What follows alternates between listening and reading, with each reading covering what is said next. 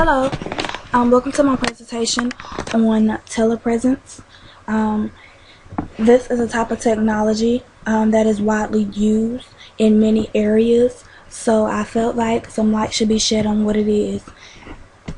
Here we go. Telepresence is a set of technologies that gives the illusion to a person or group of individuals that everyone is in the same location even though they are not there physically. And this is carried out via telerobotics.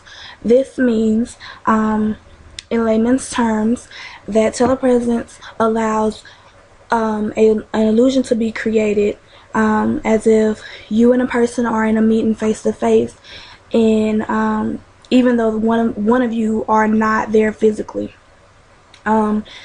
It gives you sort of the same feel that it would if you were face to face in the same room as the other person or individual.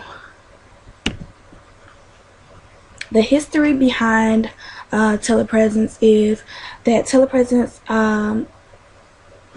the first one that was created was named Teleport, and Teleport later became Telesuite. But Teleport was founded in 1993 by David Allen and Harold Williams. Those two were, later on bought out by the stock investors, and so they were overthrown. But the initial idea, when it was founded in 1993, was to create a system in which it would be able to be used by professionals attending business meetings from their own hotel rooms. This would allow longer hotel stays and allow people to talk within the comforts of their own hotel rooms without leaving and have to go into a stuffy business meeting room and still, keep that energy flowing. The basics behind telepresence is telepresence uses high-definition cameras, and those cameras feed to life-size high-def displays that localize sound to image, with each voice being stimulated. High-definition cameras are very, very important in creating this overall illusion that deals with telepresence. The technologies are integrated into a high bandwidth system to support real-time seamless presentation. Basically, in order for telepresence to be carried out the way that it should, or to be, to get the full effect of it, you must have, high definition cameras and be able to have a high bandwidth system in order to create the real-time illusion that it's trying to portray. Who uses telepresence? Well, scientists, researchers, large companies, universities, and those are just to name a few. Scientists may use it to speak with other scientists about experiments that they're working on. Researchers may use it to, compare and contrast research idea information that has been, created and generated with the research that they're conducting without having to, fly to this place or fly to that place. They can talk to somebody in the comfort of their own, lab or room, with somebody, and they can be talking to somebody who's 40,000 miles away. Companies tend to use telepresence because of, the cost effect that it has. It generally, lowers travel costs for companies because of, not having to pay for flights and pay for hotel rooms, in different various cities and states. They can now meet with someone via telepresence. In order to use a telepresence system, there are some things that are required. For example, at least 2 different locations are required. One, you can't, there's no way for telepresence to be successful without 2 locations, at least 2 locations. There's no need for telepresence if you don't have at least 2 locations, to conduct the meeting or whatever you're using telepresence for.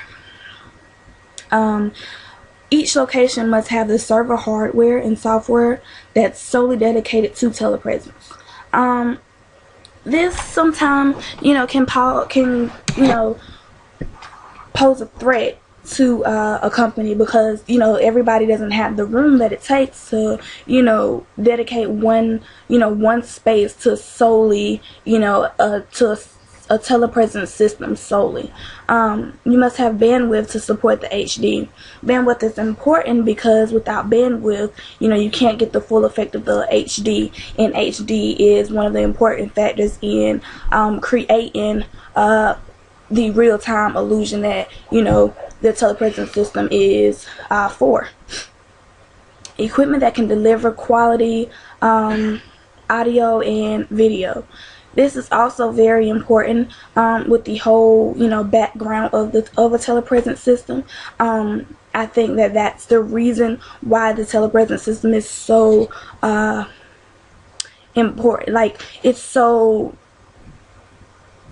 I think that the audio and video aspect of the telepresence system is what creates the illusion. It's the backbone or foundation, if you will, that creates the illusion that you and that person are in the same area. Visual aspect.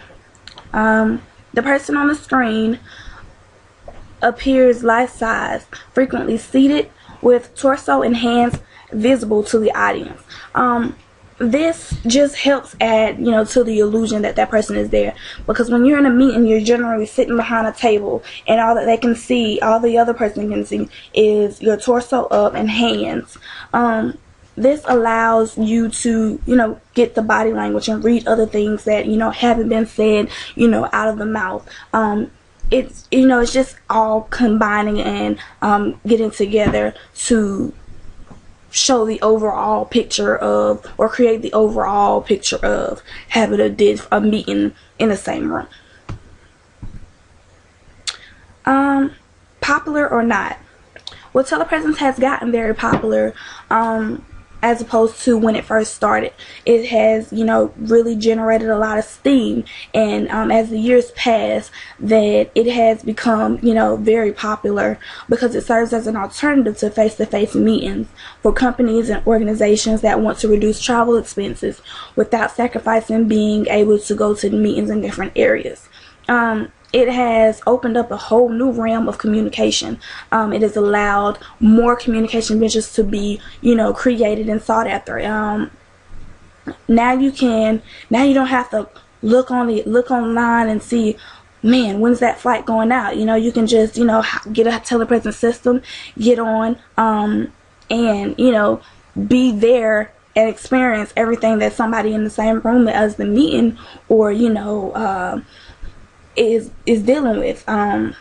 You are a part of the audience, or you are a part of the conversation now. It's not as though you are being pushed. You don't have to push yourself to go find a flight, or push yourself to being a part of in the room. You don't have to be there. Cons. As with any type of technology, there are cons. There are always pros and cons with any system, anything dealing with anything, technology wise or real life wise. Some of the cons that deal with telepresence would be cost. Telepresence is very costly. It ranges from $12,000 to $28,000 a month, with initial installation, also maintenance every month on it. Some companies choose to say, hey, it is a great investment. It is something that will save my company more money in the long run. but some small companies aren't able to, produce that much money a month, and still have profit. So that's where, some people are on the fence about getting or purchasing a telepresence system. Room. You have to have a room that's solely dedicated to the telepresence system. Some people don't have the space that it takes to carry out this, need for the system. No facility to replicate the informal interactions. Well, basically, you have to think about that one. The only thing, this is the closest that you'll get to having a face-to-face meeting with somebody. People say, it's not the exact same. It'll never be the exact same. But it's the closest thing. So because you don't, it doesn't replicate the informal interactions per se. People say that it's a con and that it's not worth the money or the time or the space or the things that are incorporated. I guess that's just something that, companies have to think about and decide on their own. The future of telepresence. As the years pass by, it improves, the system improves, and, it's offered through a variety of, companies. Cisco, for example, offers a telepresence system, and there are many others. It is in hopes that one day people will use this advance in technology to merge the real world and virtual worlds together, hand in hand.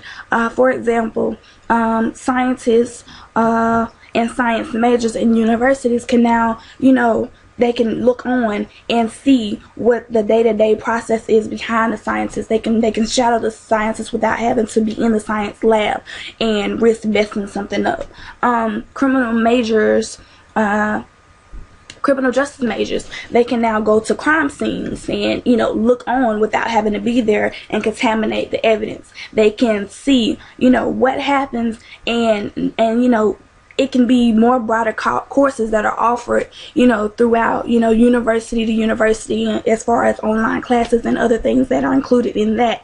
Because therefore, when you open up that realm of communication, it just opens up doors for new opportunities. So I do believe that telepresence is a very, very successful advance in technology, and I feel like it will be something that's going to be around for a while, and it can only get better.